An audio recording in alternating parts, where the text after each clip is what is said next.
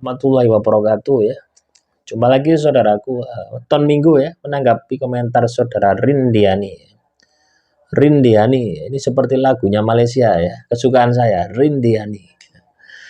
Kaitannya dengan Khotam ya, Khotam leluhur gitu ya. Jadi anaknya ini diikuti oleh Khotam leluhur ya. Terus bagaimana supaya Khotam itu pergi? Ya ini yang perlu Anda telusuri ya teman-teman, weton minggu ya. Khotam leluhur itu macam-macam ya, macam-macam. Bisa katakanlah dari sisi keilmuan gitu loh ya. Dari sisi keilmuan akhirnya nitis kepada anak Anda ya, atau nitis kepada diri Anda juga bisa. Bisa jadi dari pusaka ya. Apakah di rumah Anda ada pusaka? Yang pusaka itu adalah milik leluhur Anda. Ini coba Anda periksa semua di rumah Anda. Ya. Kalau ada, kasihkan orang atau kasihkan saudara Anda gitu. Ya. Niat memutuskan hubungan ya, hubungan dengan Khotam leluhur itu gitu.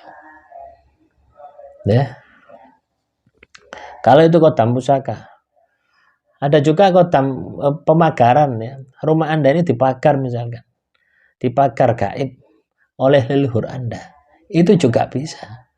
Jadi Khotamnya ikut dengan Anda juga bisa. Nah, apapun itu ya, ketika Anda ini diikuti oleh Khotam leluhur, yang Anda harus lakukan adalah apakah Khotam tersebut manfaat atau tidak bagi diri Anda. Kalau Anda ketakutan, ya dibuang. Bagaimana caranya untuk membuangnya? Lakukan puasa mutih. Ya, lakukan puasa mutih, niat melepas ya. Niat melepas Khotam yang ada di dalam badan saya. Niat ingsun. Ya, jadi puasa mutih ya, puasa mutih. Saya niat melepas Khotam saya. Lillahi ta'ala. Anda puasa mutih 1 minggu. Nah, terus baca ayat kursi sebanyak 1000 kali selama 1 minggu itu. Nah, setelah 1 minggu kan tidak usah puasa wis. Biasa saja, tapi dawamkan. Ya, ayat kursi sebanyak 170 kali, pagi sore. Nah, insya Allah ya, Khotam itu akan pergi. Nah, yang paling penting ya sebenarnya teman-teman ya, Khotam itu ketika Khotamnya negatif ya, Anda ibadah kepada Tuhan, ibadah Anda ini berkualitas, itu mereka yang tidak berani utik-utik gitu ya. Tidak berani mengganggu Anda. Nah, jadi perhatikan saja ibadah Anda. Nah, apa yang saya sampaikan barusan ya, puasa mutih dan baca ayat kursi itu adalah tirakannya. Sebenarnya Anda ini ibadah saja sebenarnya sudah cukup ya. Kalau mereka katakan Anda pergi, berarti ibadah Anda masih kurang berkualitas. Lah, tingkatkan kualitasnya. Tingkatkan penjiwaannya. Nah, kurangi makanan yang mengandung nyawa. Ya, selama ada gangguan, kurangi makanan yang mengandung nyawa supaya emosi Anda ini terkendali. Supaya Anda ini bisa mengendalikan diri. Nah, jadi keberadaan Khotam itu akan membangkitkan emosi kita gitu ya. Mudah emosi semacam-macam wis. Kalau itu Khotamnya negatif. Kalau Khotamnya positif ya enggak ngapa-ngapain sebenarnya gitu ya. Ya enggak membuat orang yang di tempat itu takut ya enggak. Biasa saja gitu ya. Ya sama-sama Anda itu punya teman gitu aja. Enggak menakuti Anda. Enggak mengganggu, enggak menyesatkan, enggak. Ya biasa saja. Layaknya kita ini berdampingan dengan teman gitu ya. Saya punya Khotam. Saya punya Khotam ya, yang menempati sebuah pusaka. Nah itu sejak kecil itu seperti ngikut terus, ngintil itu ya. Ketika saya pergi itu ngintil terus gitu, ngikut terus gitu. Ya enggak pernah ngomong, ya enggak pernah apa gitu waktu kecil. Nah ketika saya sudah dewasa, saya paham, saya ajak ngomong ya ngomong, bicara gitu.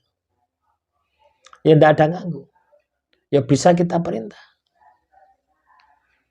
ya. Ada juga ya dari hasil tirakat ya, dari hasil laku ya, saya baca Yasin Fadilah itu malah Khotamnya itu api gitu ya, wanita api gitu. Tahu wanita api, wanita yang murub gitu ya. Jadi seluruh badannya ini api. Tapi yo saya tidak takut gitu loh ya.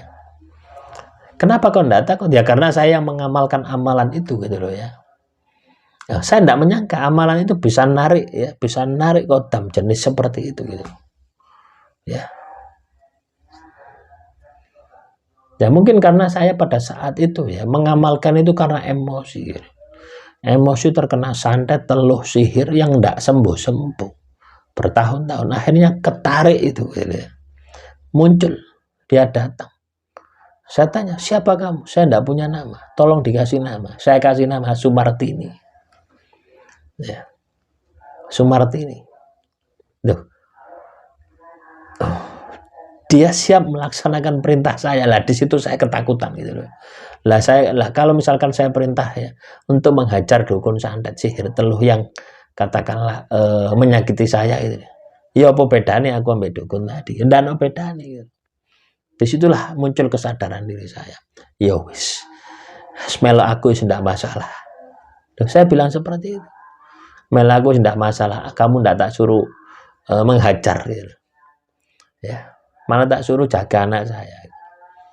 Tak suruh jaga anak saya. Wes kamu jaga anakku wes. Itu saja. Karena ketika terkena sihir teluh santet itu yang diserang semuanya.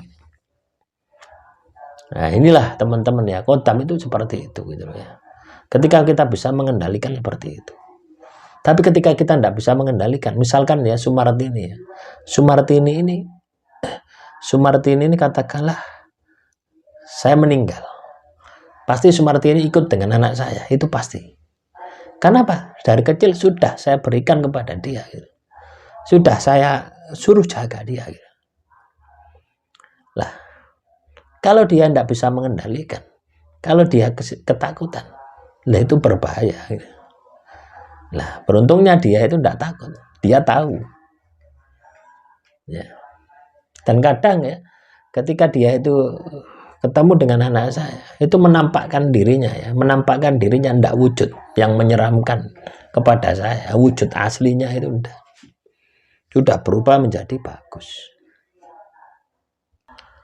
Lah, kalau Anda ingin menghilangkan yaitu ya, tingkatkan kualitas ibadah Anda.